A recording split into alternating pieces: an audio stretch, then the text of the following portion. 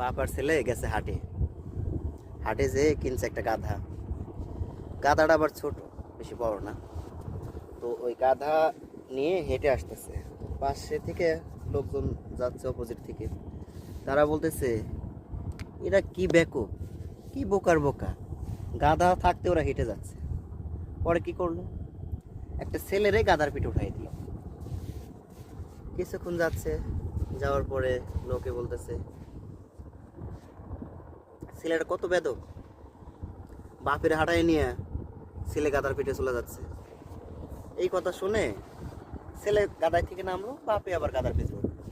কিছু দূর যাওয়ার পরে আবার লোকজন দেখলো, লোকে আবার বলতেছে এই বেটার তো কোনো আক্কেল ব্যাক্কেলই নাই, এত বোকার বোকা, ছোট একটা ছেলে এত কষ্ট করে হাঁটাই নিয়ে যাচ্ছে, আর উনি যাচ্ছে গাদার পিঠে উঠে। এই কথা শুনে উনি আবার ডিসিশন চেঞ্জ করলো, সিদ্ধান্ত করার পরে উনি যেটা করলো সেটা হচ্ছে পরে ওই গাদার পিঠে তার ছেলেরেও আবার উঠাইলো, অর্থাৎ বাপ বেটা দুজন একসাথে উঠতেছে।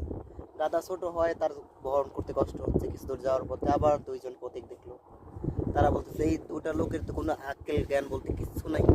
সাধারণ যদি কমন সেন্সার জ্ঞান থাকতো তাহলে এই দুইজন লোক এই ছোট্ট গাদার পিঠে উঠতে পারতো না।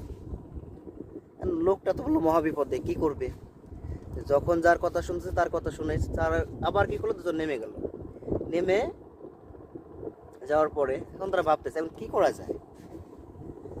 এখন এই গল্পের মোরাল অফ দ্য স্টোরি, আপনি যেটা বুঝবেন সেটাই করবেন। মানুষের কথা যতবার শুনবেন ততবার আপনার কাজের ধরন, লাইফস্টাইল সব কিছু আপনাকে জীবন দ্বারা পাল্টাইতে হবে।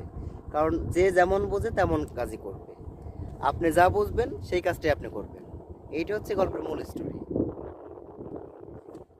আসসালামু আলাইকুম গাইস, বড় ভাইয়ের কথা আপনারা শোনেন, শিক্ষামূলক একটা ভিডিও।